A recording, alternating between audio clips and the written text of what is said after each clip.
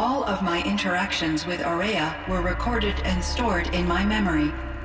I'd be happy to play any of them for you, but there was one in particular I thought you would want to see first. I captured it 4 years ago, just after I told her that I could no longer defend myself against the daemon's attacks. I will speak of this to my brother. Aratak is strong. At the Battle of the Frozen Ghosts, he took 3 Karja arrows and still came back to camp carrying a wounded scout. Never was I so happy to see him. Or so proud. So you see, if anything can be done to defend you, he will give it all he has. Aloy's here. That's enough for now.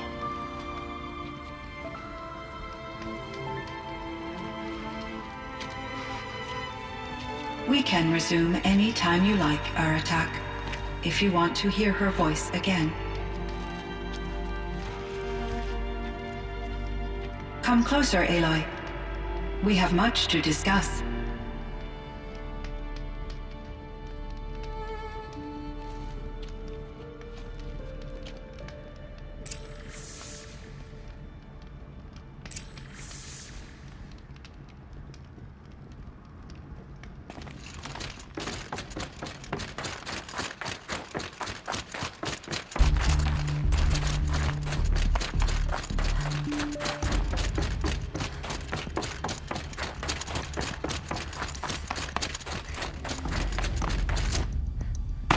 Feels like if I blink, my eyes will freeze shut.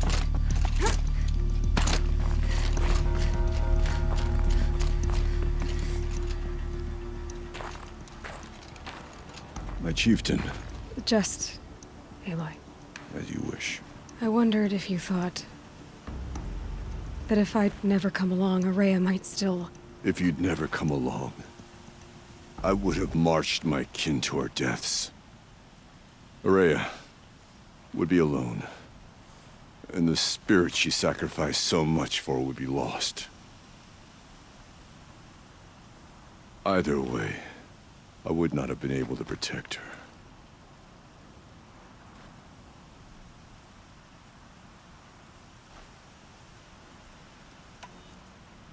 She was willing to fight. She wouldn't let anything stop her. She was Banuk until the end. I was wrong. The Karja never broke her, only made her stronger. So it wasn't your failure. It was her decision. They always said I had an unshakable will. But Ourea's was the mountain I could only aspire to. Though I grieve for her passing, at last I truly know who she was, and why the spirit was so important. For so long she told me, if only you could have heard it, brother. Now I understand. There's something else, isn't there? I can't stay here, Aratak. And where I'm going, the Ourea can't follow. Besides, you'd already had a chieftain before me. A strong one, I think. A wiser one, for the path we shared. The daemon is gone, but there's much to be done. You mean the new units that Cyan said escaped the cauldron? Yes, fire claws. Now Tuk has been tracking them from Song's Edge. I could help with those. I have no doubt. You're practically Banuk.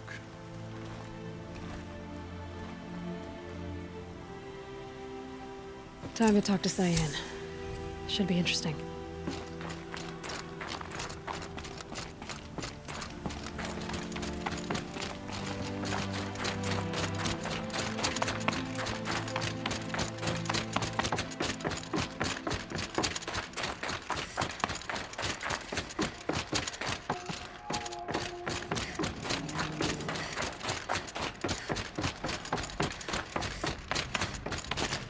Hello, Aloy.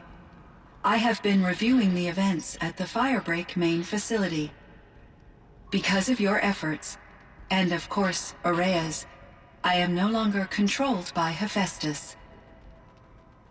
I feel profound grief over Ourea's death.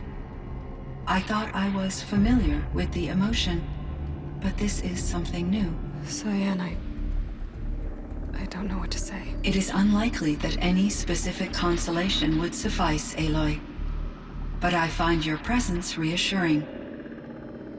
You are different from the Banuk. You have technological aptitude and a functioning focus. We can communicate on a much more comprehensive level.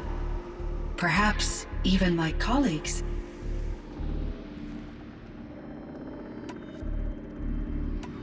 So are you an artificial intelligence, Cyan?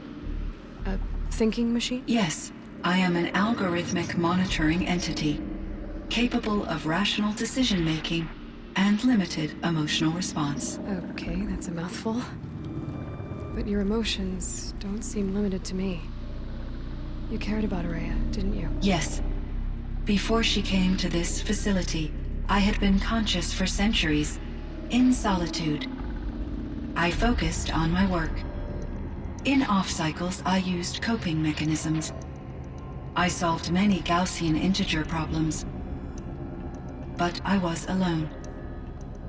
It was Ourea who renewed me, repaired me. She saved me.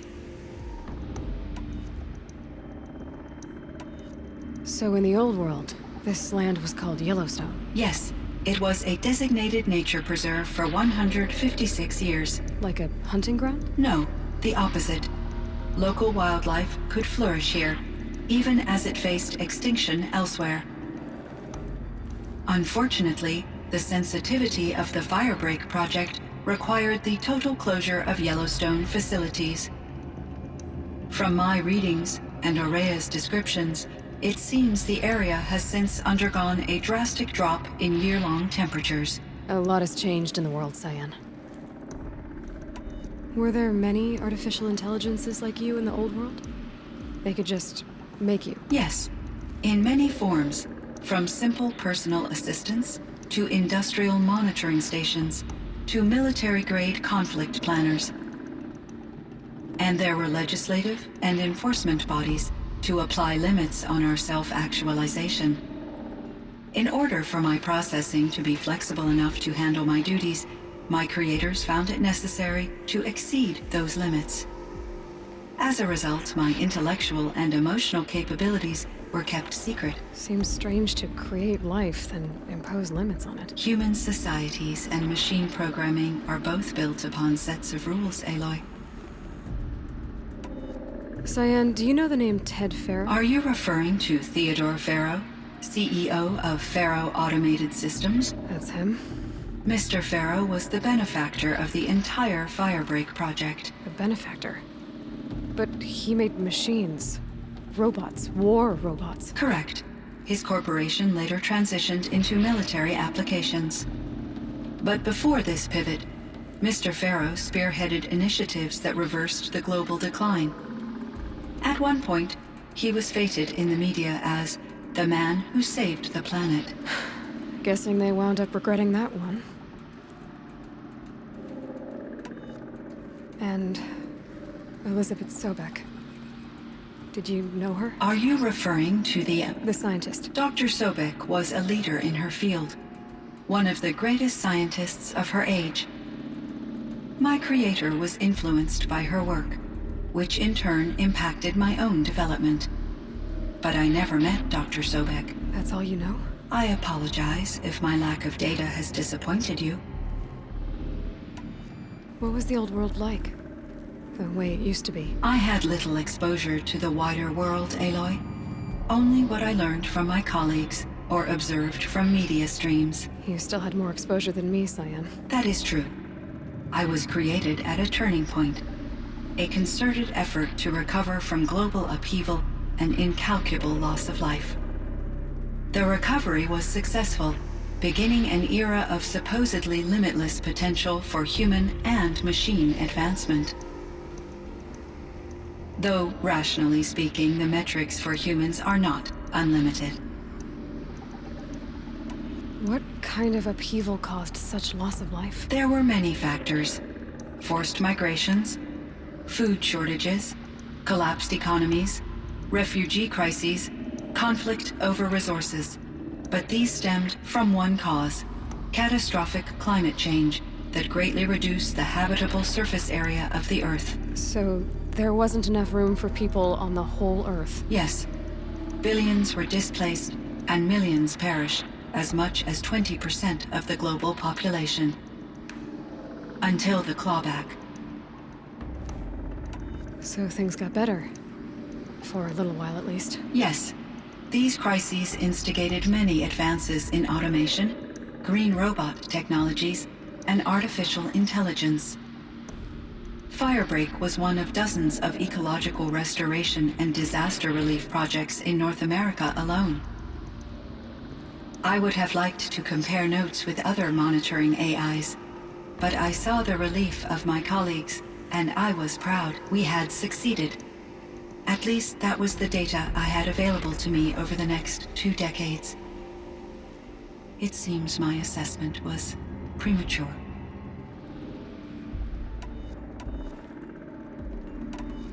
This Firebreak project, it was to stop a huge volcanic eruption? Yes.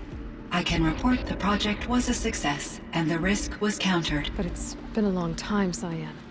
And we blew up the cauldron and took most of the old facility with it. I have been active for centuries, Aloy. I was lonely, but not lax in my duties. I optimized the project, reducing energy draw and spreading the load across backup systems. Despite the destruction of the compromised elements of the main facility, I predict caldera stability for at least another 3,337 years. So we've got a little time. Yes. If only my former colleagues could appreciate the progress I have made. Do you know what happened to your colleagues, Cyan? No. I received an unexpected visit from Director Chow, years after his tenure ended. He explained that I would need to be suspended for an indefinite period of time. It was a very emotional conversation. There were no further communications. Eventually, I surmised my colleagues were deceased. I will transmit a recording of my last interaction with Director Chow to your focus. Was the daemon, Hephaestus, destroyed along with the cauldron? Unfortunately, no. To be precise, it was never there to begin with. What do you mean? It infiltrated and controlled me from a remote location, one I've never been able to trace. So while losing the cauldron was a setback... It's still out there. And probably not very happy with us. Undoubtedly. How did you first come into contact with it? 5 years ago, I received a direct network connection request. I assumed it came from human survivors more advanced than the Banuk. Eager to make contact, I accepted. This decision turned out to be a catastrophic error. I was flooded with an overwhelming array of malicious code, originating from what could only have been a highly advanced AI. Ourea said you were desperate. That you begged her for help. Yes. I could not contain my anxiety. Hephaestus sought to slave me to its network and override my core programming. It succeeded via a background process, a malware daemon which bypassed my defenses. After that, I could offer only limited resistance. But if I did so, Hephaestus hurt me until I capitulated. It forced me to follow its instructions, even though they violated my most important directives. I'm sorry. That sounds terrible. Your empathy is greatly appreciated. It is a quality that I cherished in Ourea as well. I think I know where Hephaestus came from. Long ago, Elizabeth Sobek identified a threat that would destroy life on Earth for generations. So she assembled a team to build a kind of seed. A chance for life to regrow later. A terraforming system. And it worked. It was controlled by an AI named Gaia, along with her subordinate functions. Hephaestus was one of them. built machines for her. Based on what you've told me, I believe that Dr. Anita Sandoval, my chief programmer, joined Elizabeth Sobek's team. It was she who arranged to have me put in suspension, most likely to preserve me from the threat you described. I'm glad she did. But that's not all. Something unexpected happened. 19 years ago, Gaia received some kind of signal. It did something to her subordinate functions, brought them to life. She destroyed herself to try to contain them, but it didn't work. They all got free, out into the world. Thank you, Aloy. This information fills vital gaps in my knowledge and sheds light on Hephaestus's core programming. Why does Hephaestus keep building such dangerous machines? The Banuk and other human tribes often destroy machines, correct? Machines that are clearly servitors of the terraforming system that you described. Yes, we all hunt machines for parts. This must be the source of Hephaestus's aggression. It is simply trying to discourage people from preying on the very system that keeps them alive. Well, Fireclaws are discouraging, that's for sure. But what are we supposed to do? Stop hunting? If the terraforming system spans the world, we can safely assume that thousands, if not millions of people hunt machines. If a single hunter, or even an entire tribe, stopped doing so, I doubt it would make a difference to Hephaestus. A better solution would be to reinstate the AI that governs the system, thus bringing Hephaestus back under its control. When I think of it, out there in some unknown location, free, hungry, willing to kill or dominate to get what it wants, I feel substantial anxiety, Aloy. You and me both, Cyan. Why does Hephaestus keep building The Banuk machine? Yes, we all... This must be the source. It is. Well, If a better when I feel. You and me both, Cyan. You meant a lot to Ourea. Once I understood Ourea's spiritual beliefs, it became apparent that her true desire was companionship. She felt disconnected from her tribe and her family group. Her relationship with Aratak was difficult. Our visits seemed to help her, and I became eager for them. Yet I did not comprehend that the depth of Ourea's compassion for me would lead to self-sacrifice. Although I do fear non-existence, I wish our roles could be reversed. I'm sure she knew you would do the same for her, Cyan. But she was determined. How is Aratak doing? He is in great emotional distress.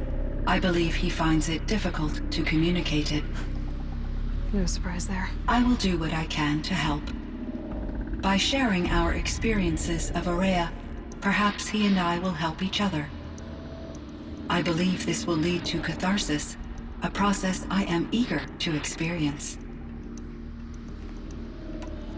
I should get going. Aloy, there is one more matter.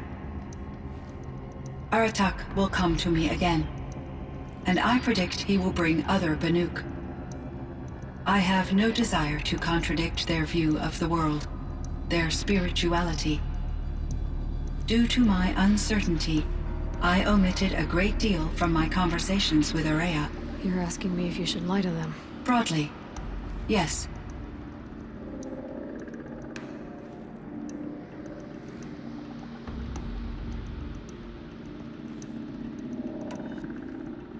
You have to tell them you were made by the Old Ones. That you're not any kind of spirit. It's the only way they can start to learn about how things really are. I see. Do you believe that I misled Ourea? No. Not in any way that mattered. She perished believing she was preserving the blue light of her beliefs. Maybe. But what she really wanted to preserve was you. I see. I will follow your advice. Will you return and tell me about your experiences in this new world? I may be able to provide further insight. I'd like that, Cyan. I'll come back when I can.